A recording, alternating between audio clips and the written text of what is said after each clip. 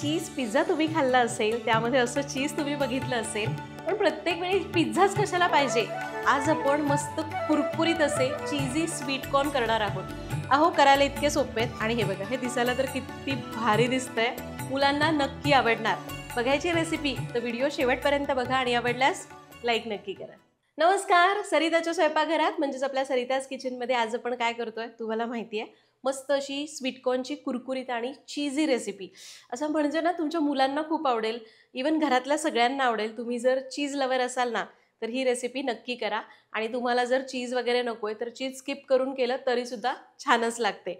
एकदम करायला सोपी आहे. नवीन असं वेगळं काही साहित्य नाही आहे, नेहमीच्याच साहित्यामध्ये तयार होते. स्वीटकॉर्नचा सीझन आहे तर झालीच पाहिजे ही रेसिपी. सुरुवात करूया.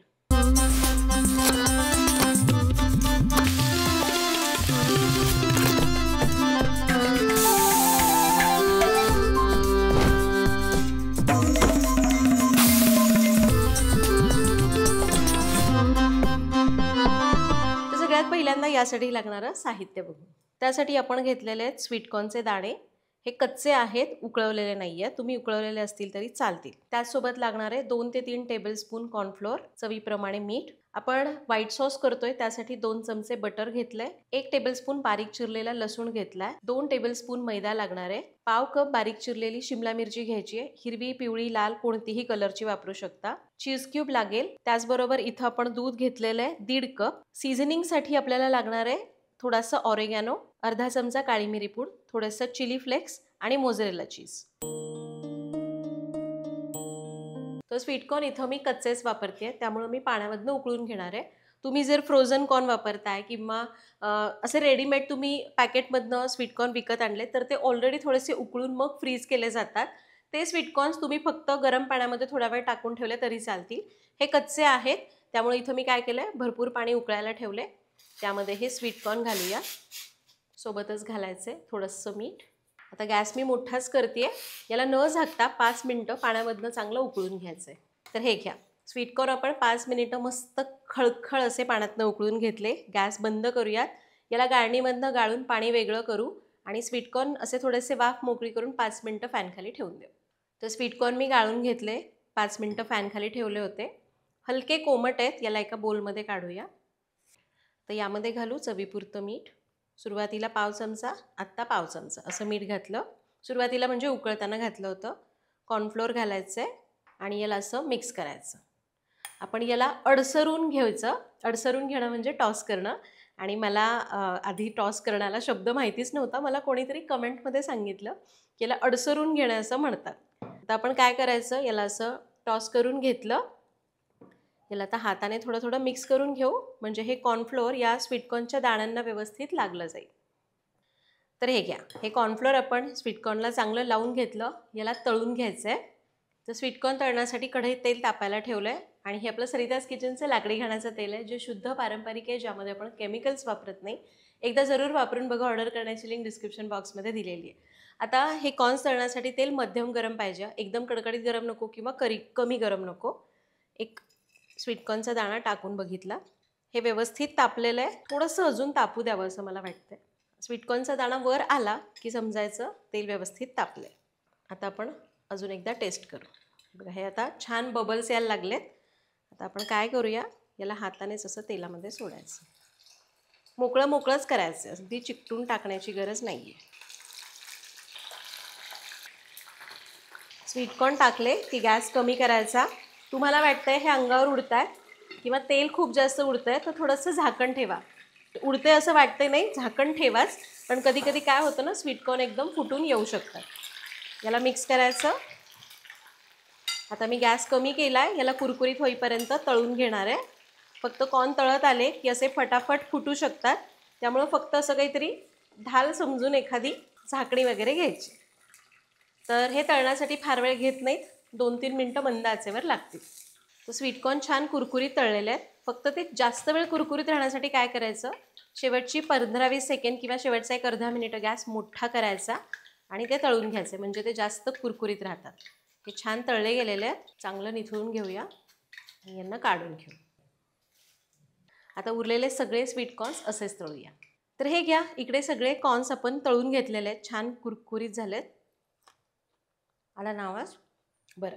आता तुम्हाला जर स्वीटकॉर्न तळायचे नाही आहेत, फक्त उकळून ठेवून दिले आणि मग त्या सॉसमध्ये टाकले तरी चालतील.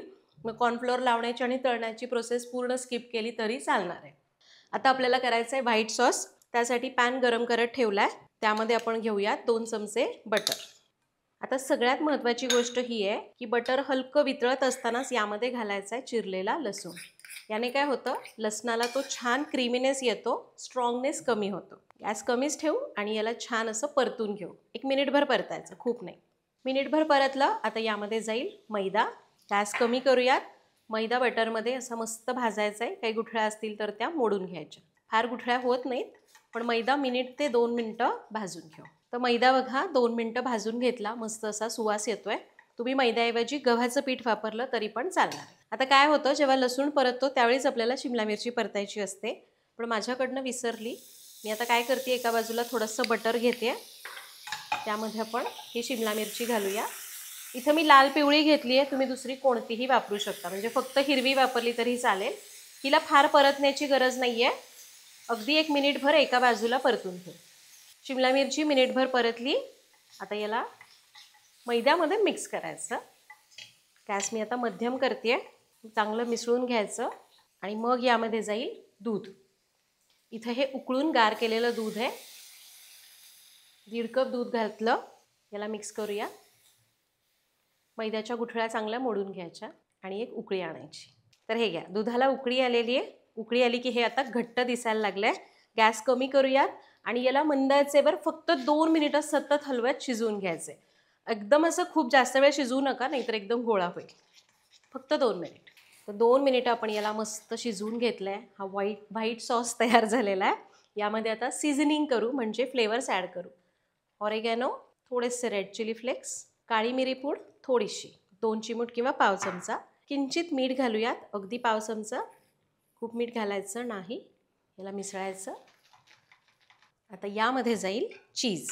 तर आपण जे चीज क्यूब्स घेतले ना, ते याच्यामध्ये किसून घालायचे. तुमच्याकडे त्या स्लाईस मिळतात, त्या असतील तरी चालतील. त्या स्लाईस 2 स्लाईस याच्यामध्ये टाकायच्या. चीज घातलं. याला मिक्स करूयात. कमीच ठेवायचा आहे गॅस, मोठा करू नका. चीज याच्यामध्ये असं थोडं थोडं मेल्ट होतं, मग हे मस्त चीजी होईल. 2 मिनिट याला परतून घेतलं. आता यामध्ये जाईल स्वीटकॉर्न, जे आपण तळून घेतले होते. हे तळून घेतले की छान कुरकुरीत होतात, म्हणून तर आपण याला क्रिस्पी कॉर्न्स म्हणतो. पण तुम्हाला जर तळून नको आहे तर जसे उकळले ना, उकळले की पाण्यातनं गाळून बाजूला ठेवायचे. सॉस तयार करायचा, त्यामध्ये ते घालायचे. याला मिक्स करूया. चीज घातलं, सगळं घातलून याला छान मिसळले. आता जर तुम्हाला आवडत असेल तर वरून थोडं मोझरेला चीज घाला, म्हणजे असं ते छान वाटतं. थोडंसं किसून घाला. मोझरेला चीज असं छोट्या छोट्या क्यूब्समध्ये पण येतं, ते घातलं तरी चालणार आहे.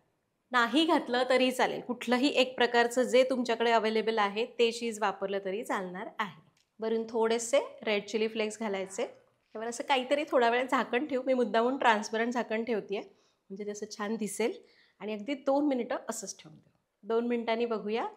हे बघा काय मस्त दिसतंय. मुलांना का नाही आवडणार सांगा बरं. आणि हे वरचं चीज बघा, ते पिझ्झ्यावर कसं असं छान स्ट्रेच होतं, तसं चीज झालेलं आहे. सर्व करूया. गॅस बंद करू आणि याला असं मस्त सर्व करू.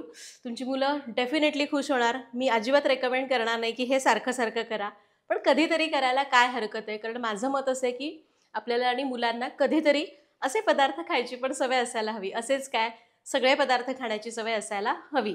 तर मस्त चीजी आणि कुरकुरीत असे स्वीटकॉर्न्स तयार झालेले आहेत. हे आपण कुरकुरीत केलेले आहेत, त्यामुळे लगेच खायला घ्या, म्हणजे जास्त वेळ कुरकुरीत राहत नाहीत ना म्हणून. पण जर तुम्हाला तसे नको असतील, जास्त वेळ झाला तर ते मऊ पडतील, पण डेफिनेटली चवीला चांगले लागतील. तर तुम्ही सुद्धा ही रेसिपी नक्की करून बघा. चीज कुठल्याही प्रकारचं मिळालं ते वापरलं तरी चालेल. मोझरेला चीजच वापरायचं असं काहीही नाही आहे. करून बघा, कमेंटमध्ये सांगा. भेटूयात पुढच्या भागात. धन्यवाद.